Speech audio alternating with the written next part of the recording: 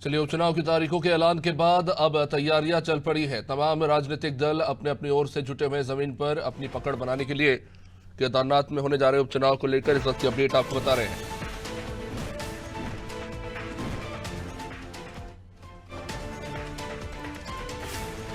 केदारनाथ उपचुनाव को लेकर तैयारियां शुरू हो चुकी है। तारीखों के ऐलान के बाद अब उपचुनाव पर पार्टी नेताओं का फोकस देखने को मिल रहा है। पार्टी के वरिष्ठ नेता प्लानिंग के तहत अब जमीन पर काम कर रहे हैं और खैर प्रत्याशी का ऐलान तो फिलहाल नहीं हुआ है, लेकिन जाहिर तौर पर अपनी पार्टी की पकड़ जमीन पर मजबूत करने के लिए तमाम राजनीतिक दल के नेता जमीन पर इस वक्त जुटे हुए हैं और विस्तार से हमें बताएंगे हमारे सहयोगी सोनू। सोनू, क्या कुछ तैयारियां चल रही है राजनीतिक दलों की केदारनाथ उपचुनाव को लेकर?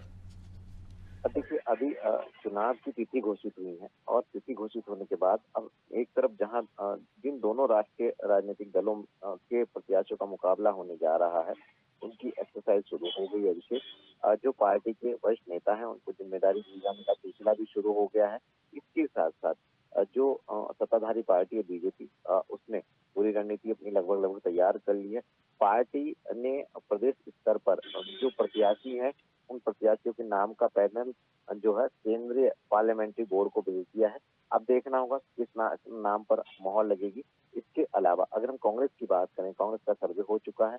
कांग्रेस के ऑब्जर्वर जो हैं वो नियुक्त किए जा चुके हैं, अब वो फाइनल करेंगे। तो कहीं ना कहीं दोनों ही जिन राजनीतिक दलों का मुख्य मुकाबला इस उपचुनाव में माना जा रहा है, दोनों ही दलों के स्तर से अपनी अपनी रणनीति बनाई जा रही है और जीत के भी दावे किए जाने लगे हैं, क्योंकि ये दोनों ही पार्टियों की प्रतिष्ठा से जुड़ी हुई सीट मानी जा रही है। और ऐसे में जहां सत्ताधारी पार्टी इस क्षेत्र के विकास के पूरी तरह से दावे कर रही है, तो वहीं विपक्ष के नेता जो हैं वो सिर्फ और सिर्फ इस बात के लिए उत्साहित नजर आ रहे हैं कि अभी कुछ समय पहले जब 2 उपचुनाव हुए थे तो उसमें उनको जीत प्राप्त हुई थी। तो अब ऐसे में देखना होगा कि जो दावे किए जा रहे हैं, आखिर किस किस पार्टी के नेताओं के दावे जो हैं वो सच साबित होते हैं और किस पार्टी के नेताओं के दावे जो हैं वो उनको मायूसी प्रदान करते हैं, ये देखना होगा।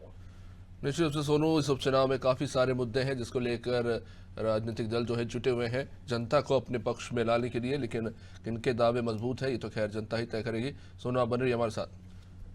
तो उपचुनाव को लेकर कार्यकर्ता जमीन पर कार्य कर रहे हैं आने वाले समय में बहुत ही जल्द, क्योंकि 6 नामों का पैनल बीजेपी के द्वारा भेजा जा चुका है और कहीं ना कहीं ऐसा भी लगता है कि कांग्रेस जो है इंतजार कर रही है ये जानने के लिए कि बीजेपी का प्रत्याशी कौन होगा। शायद उसके बाद कांग्रेस अपना प्रत्याशी घोषित करेगी।